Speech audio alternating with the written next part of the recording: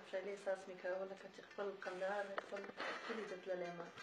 نو ما ته ډېره زیاته مینه راکړه. له دې ځایه د پښتنو له طرفه ډېر زیات ما ته مینه، محبت، خلوص تشویق یې کړل ډېره زیاته. باوجود د دې چې بعضې مشکلات وو چې موږ باید سندرې ونه وایو، زه پوه نه شولم په دونه دغه باندې راغللو مینتو خوارو باندې. اول ځل دپاره زه کوټې ته رالم او ډېر یو ښایسته ګروپ مې د کابله د افغانستانه د ځان سره راوستی وو چې زه دوی ته ښایسته ښایسته سندرې ووایم د کندهار د کوټې د دې ځای د پښتنو په حساب د دوی په ژبه سندرې زه ووایم. پس ډېره موده مګر بعضې وجوهات وو چې پروګرام کنسل شو، پروګرام ونه شو.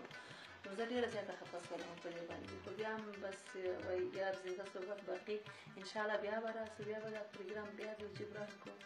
نو خدای دې وکړي چې په دوی کې بیا غږز مړه دې وي هسې ژوندي مه ګڼئ چې د ژوند غم په تن کې کور نه کوي. نو دا خلک باوجود د دې چې په ذهني طور باندې رښتیا هم مړه شوي دي، داسې حالات چې زموږ په پښتنو ماحول یا په لرو برو پښتنو باندې په افغانستان او زموږ په خلکو باندې کوم حالات چې تېر شوي دي، رښتیا هم پکار خو دا و چې دوی د موسیقي نوم یې باید په خوله نه وای اخیستی. مګر دومره ژوندي خلک دي زموږ ماشاءالله پښتانه چې د دنیا په هر ګوټ کې چې وي، په هر چېرته چې زه ځمه نو خپل خوشحالي او خپل خفګان غم هم په ټنګ ټکور لمانځي. یعنې مطلب دا چې غم ته غاړه نه ورکوي، خپل غم هم په ټنګ ټکور لمانځي.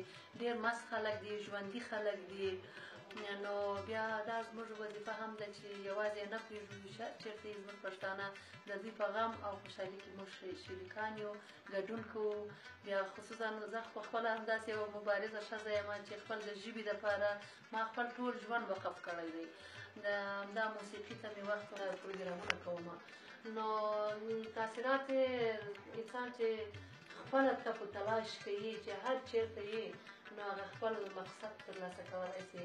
نو زما په دې مسافرت کې ما هېڅ نوع زیان نه دی ترلاسه کړی. رښتیا خبره ده چې دنیا مخ په وړاندې ده. نن سبا ګورو چې کمپیوټرایز موسیقي هر شی کمپیوټرایز شوي دي. خو کوم خوند چې په لایف موسیقي کې ده، کوم خوند چې په پخوا ثبتو کې و، ریکارډینګ کې و، هغه خوند په د کمپیوټرایز کې نشته. ځکه چې دا هر شی په کمپیوټر باندې جوړوي، د هنرمند هغه اصلي غږ یا هغه اصلي استعداد نه معلومېږي چې ستا اوس دغه غږ خپل دی دی که پردی دی. نو دوی یې د هغه کمپیوټر په واسطه جوړ کړي، د هغه بېلسوري کمسوري ټول له منځه یوسي. اوس نو ټوله دنیا اوس هنرمنده شوه. د چا اوس پته نه لګېږي چې اصلي هنرمند څه قسم ده. او زما په نظر چې لایف سندرې ویل مشکله ده، هر څوک یې نشي ویلی.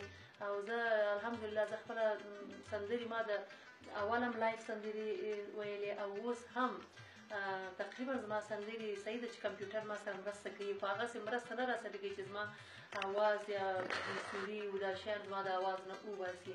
ځکه چې زه خپله اواز کې مې انشاءالله دغونه زه استعداد لرم او دغونه قدرت دی. زه اوس هم کوشش کوم چې خپل موزیک ټول لایف وساتم. خپل وطن دی داسې ډېر ښه خوند و. خو کاشکې چې پروګرام شوی وای بیا به ډېر ښه